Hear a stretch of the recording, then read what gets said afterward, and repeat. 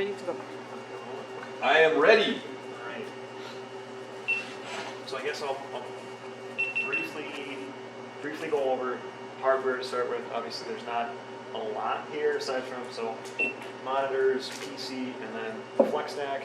The big thing so the way the FlexStack communicates to the PC is via Ethernet connection, which you've already hooked up here. So we've got one Ethernet connection on the back of the PC, and then there's 3 different connections on the back of the FlexStack. One is a network specific, and then 2 have an arrow in and an arrow out. The arrow in and arrow out is if you purchase more FlexStacks and you want to hook them all up together, they all would share the same clock, essentially, if you ran them through the same chain. So you daisy chain them together, and then hook the Ethernet back up to the switch, or in this case, the PC. Being that, so the main point behind FlexStack is typically used for structural applications or aerospace applications because you can hook up a lot of strain gauges. It's high channel count density, essentially. So the application behind that is typically made to be useful for calibrating a lot of things at the same time, configuring a lot of things at the same time, tuning a lot of things at the same time, whereas, say, FlexTest, which you're familiar with, is more on a per channel, per sensor basis. It's not to say that you can't do those things here, it's just, it's built more for the do-it-to-one, apply-all type of mentality. So the FlexStack details, more or less this can be conditioning any say DC input device. So you can do bridge strain gauge inputs, bridge inputs, and then all the way up to a high level plus or minus 10 volt DC signal. And then you can also have each channel input be a digital input or digital output. I'm forgetting, I think it's probably logic level. I would have to dig into details to know what, but any channel on there can be configured as analog input or digital input and output. And that's where we might come into using some of that with triggering for digital inputs for start acquisition, stop acquisition. And then of course if you're using, say, string pods or something else like that, those can be hooked in as a high level and then conditioned as such. So power switches on the back, power cord on the back. They have independent excitation or power. Correct. And what's in AC/DC? I think it's only one. I think it's only DC excitation, I believe. And what's the? I mean, I can find that. There are discrete DC excitation levels. I think it's. And don't quote me on this, but half a volt, 1 volt, 2 volt, 5 volt, 10 volt. I think. Sounds familiar. But we can find that in the documentation too. Okay. And then as far as the front goes, there's not a lot going on in the front, but there are your shunt resistors. So the shunt packs are already installed on here. And then per channel, there are LED lights. The LED lights signify, or will signify if you have an overcurrent condition, that one of the LED lights will come on. And to clear the shunt, or the overcurrent condition, you probably have a short somewhere. And you'd have to go find the short and reset through the software. And it'll yell at you and show you that you have that problem. Otherwise, not too much going on with the FlexStack past that, I would say. So as far as hardware goes, that's kind of it for hookups. Oh, and I think you asked about this previously, but I think that the connections on the front are RJ50s, or excuse me, RJ45s. Yeah. Yep. So you have to hook up per the documentation, whatever your pinout will be for, say, your quarter bridges or whatnot. And it's typical to hook up say, each channel as a quarter bridge device. So if you were doing individual strain gauges, string pots, you might do like a plus or minus 10 volt high level input. But then if you're looking for more like rosettes, for example, it might be each gauge would be individual per channel. So you have 3 channels for one rosette, if that would make sense. You mean talk like a strain gauge or something? Yeah, exactly. So, and as far as software goes, and feel free to stop me and ask questions, 'cause Sure. I'm sure we'll end up going back to stuff. As far as the software goes on this, since it's DAP only, there is no flex test on this, there's no config file for flex test. It's just AeroPro. If we were to go to the integrated route, which it doesn't sound like we're trying to, but if we were to go the integrated route with control through AeroPro, this would have flex test on it, but you wouldn't be operating through flex test, it's just that that would be used to communicate with the controller. So in this case, we don't have flex test. I won't really go into detail on that. It would only change the startup procedure on how everything goes. Here it's fairly basic.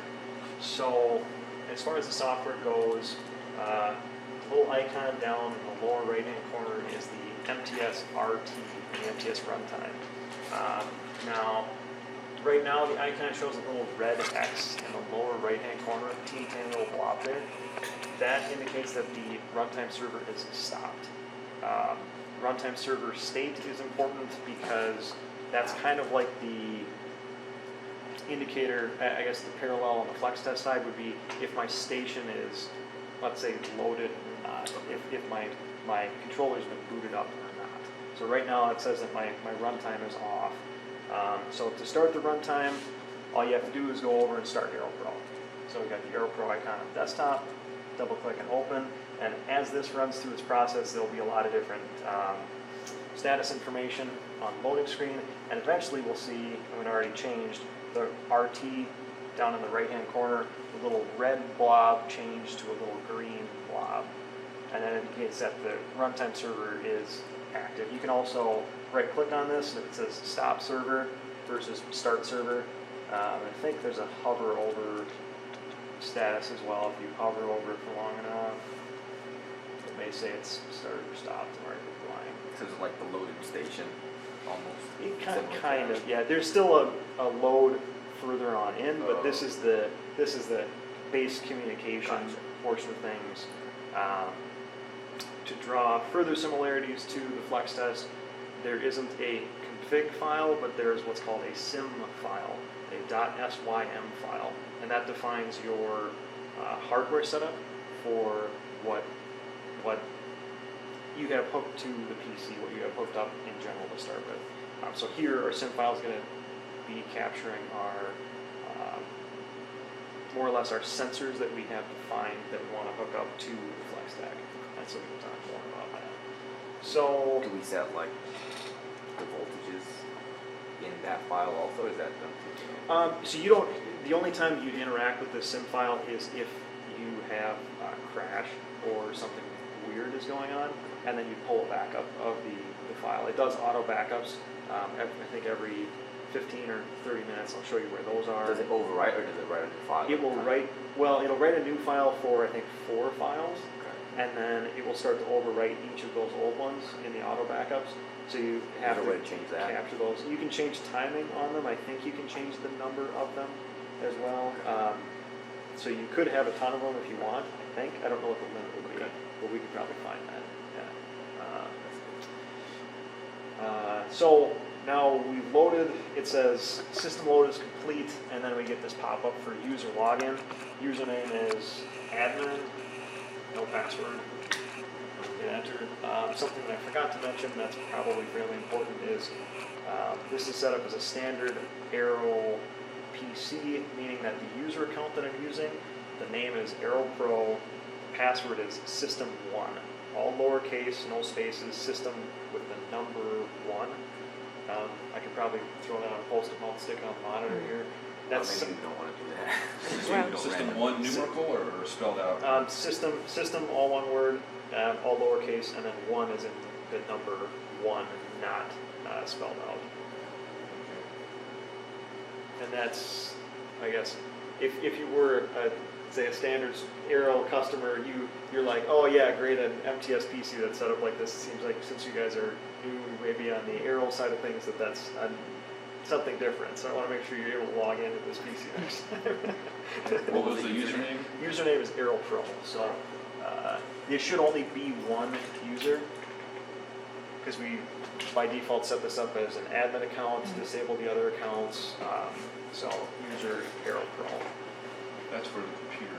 Correct. PC. Yep. So computer is Aero Pro, user And the software is admin and no admin, password? no password. Correct. I don't want to call you later.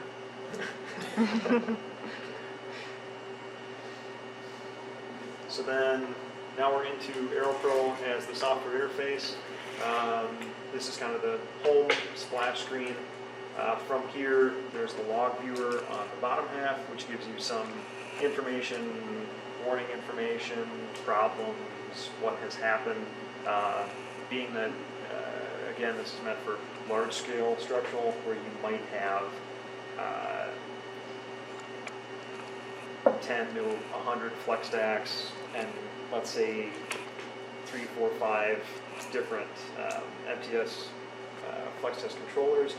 You want to know what happens or what someone has changed. So a lot of any change you make in the software will end up in the log. The logs get huge. They are stored in binary files, but it's there for when something goes wrong, and you can tell what was the chain of events that led up to where I am. So there's a lot of different log files, and overall message logs, system logs, test, and then each of these can have different filters for different errors. So that's why we let this run for 30 minutes this morning, just because I saw self-diagnostic test is incomplete. Anytime you power cycle it, you want to let it warm up. So you don't want to start acquisition, say, immediately, because with any electronics, there's going to be some amount of thermal change as it gets up to operating temperature, and then runs from there. So instead of, you can't run a self-diagnostic on it until it's let it sit for half an hour. So let it sit, did a tour, came back, I just ran a quick self-diagnostic, and then either it says it passes and everything's fine, or you have problems on, say, the channel or something along those lines.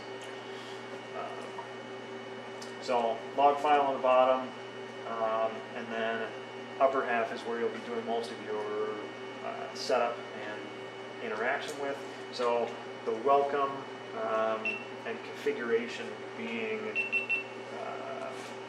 the main tabs. So the home screen, the configuration, this is split into two parts. The left part is what's stored in your SIM file.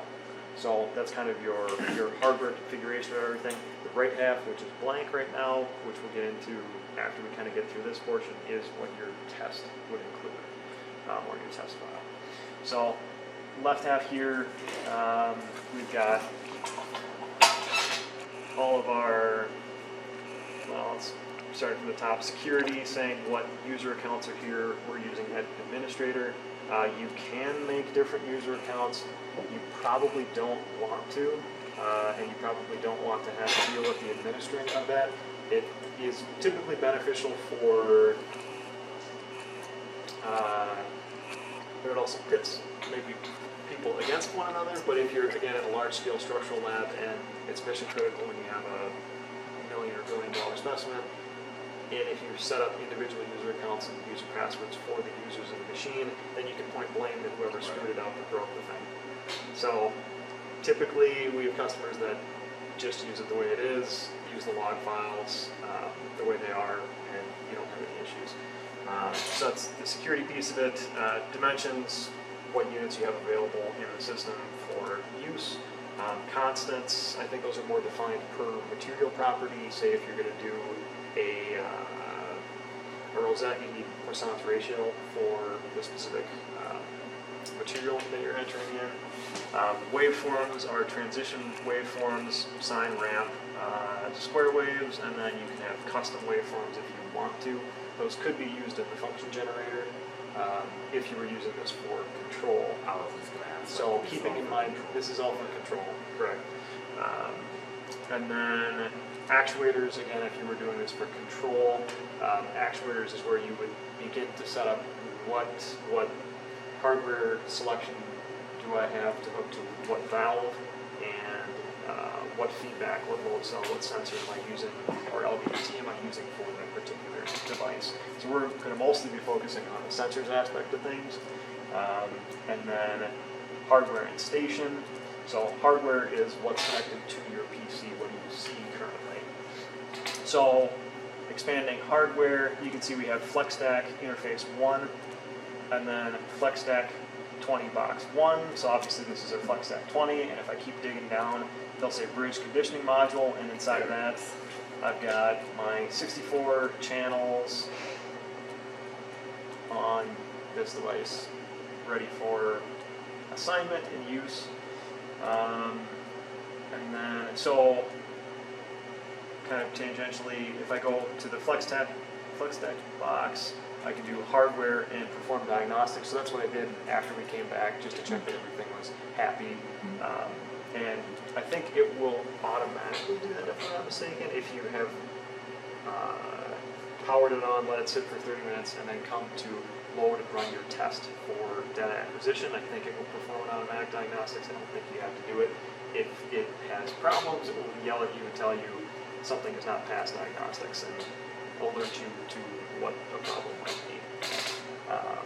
Is that usually a pretty quick process, the diagnostics? Yeah, we can run it again just to see. So hardware, diagnostics, and then we can say, you sure you want to perform diagnostics? Say run, and then it'll sit and think. In the log it says self-test started on console 1, rack 1. Now it just kind of sits and thinks for a minute as it goes through everything. Oh, yeah. And then it says self-test complete on console 1, rack 1. So pretty simple.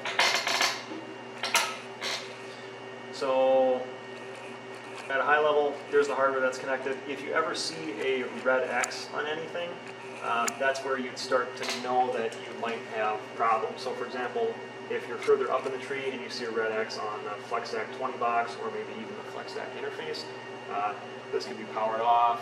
And the connection between this and the PC, you have bad cable, maybe the network card is unhappy, maybe the PC needs a reboot or something along those lines. We've had those problems before. Yep. But this left-hand side being the SIM file, and this being a fairly simplistic setup, that should be, should never have a red X over the top of this unless we have issues between connection. So then the stations. Now typically if this was hooked up with a flex test as well as the FlexStack, the stations would be physical HSM stations to control however many actuators were attached to that HSM. In this case, there's no HSM, so these 8 stations are just meant to be the 8 different like sync chains that you could be operating the FlexStack on. Now what I mean by that is you can have 8 different data acquisition rates, but you can only use 1 rate per test. And I can kind of explain that a little bit more in detail further, but basically what it is we'll create a test over here, we can run a test, we need to assign a test to a station. And so you can assign 1 test per 1 station. You could create another instance of AeroPro, open that, run that, have that assigned to the next station, the next station, the next station, the next station. That doesn't mean that you can't have multiple rates within 1 test. It just means that you Max is limited. yeah, it's kind of a weird use of multiple clocks, essentially. I think for your use, what you might end up doing is just setting the data acquisition rate up to either the maximum and then using lower rates within that test. So your ceiling is this, you don't have to use this, you can use anything below. And that's probably the easier way to do things. It's just more confusing that you see test station 1 through 8 and there's not a physical representation for what those things are supposed to be tied to. So most likely for your applications, you'd create your test, set up your data acquisition, and then when you go to load your test and run it to test station 1, it doesn't mean you're hooked to anything physical, it just means you're using 1 of 8 potential sync chains that would be internal to however many data acquisition units you have. Can we run those simultaneously? Or they Yeah. just want to, okay. Yeah, so you could load, so I could have 2 instances of, or say 8 instances of AeroPro open, and then have 1 test in instance 1, assign a test at station 1, another one running on station 2, 3, 4, 5, 6, 7, 8, all sharing the hardware that's within the box. So I don't know if you have a bench over there running, a bench over here Well, running. that's what I want, understand. Yeah, you could do that. You want to be careful about what you have tied to what as far as what turns on this and that kind of thing. You got to keep that straight. But yeah, you can do that. You and Dal can run tests at the same time. So, okay, and then the sensors portion. So the sensors portion is where you assign what it is. Well, you create your sensors and assign your sensors to the hardware that you're going to be using for conditioning. And then once we have that, then we use the sensors in a test, set up the test, run the acquisition. So for the purposes of this, I think I set this up with all of the 64, I just assigned all the 64 channels of whatever was here as just a quarter bridge strain gauge, just for the initial purposes of demonstration, nothing past that. So this is where you set this up to be your playground of things. Yeah, yeah. So, for example, so let's say it's a new sensor group. Let's say you were going to hook up something and you knew what the sensor was, load cells group, for example. Now I've made a container for load cells. Now I can add sensors to that particular group of things. There's always multiple ways to do things in AeroPro. It kind of gets confusing, so it's best to find your desired path through the software and then use it. You can explore the other paths. You'll end up probably with the same or similar results. So here there's two different ways to do this. You can do new sensors or add sensors. The new sensor will create one new sensor. The add sensors opens up a wizard. Since again, this is for, let's say you're making a lot of these things. If I don't want to make hundreds and hundreds and hundreds of individual quarter bridge strain gauge inputs that all have the same settings to begin with, the add sensors wizard is there to copy one unit and then say how many times do I want to copy and paste this. So I'll start with just doing the individual new sensor and then buzz through that process. Then we can come back and do the add sensors wizard and just show you what the functionality is there. Also, as you can just see in the log that popped through, it says automatic backup of system file. So that was one of those auto backups. Yep, if it's at probably 15 minutes or 30 minutes. And I'll show you where that stuff is too when we get to that point. So we'll do the individual new sensor. So here you have the typical inputs options. So accelerometer, axial gauge, rosette, displacement transducer, load cell, LVDT, other, pressure cell, rectangular rosette, rotational transducer, RVDT, strain gauge, temposonics, thermocouple. So that's kind of the general spread of things. If you're doing high level inputs, like a plus or minus 10 volt input, and if it doesn't really fall into the categories there, other is probably the place to assign. Otherwise, if you knew what type of sensor it was strain based or LVDT, then you choose the appropriate one. So I'm just going to go with strain gauge for now, and then we can come back and go through other individual ones as you are interested in.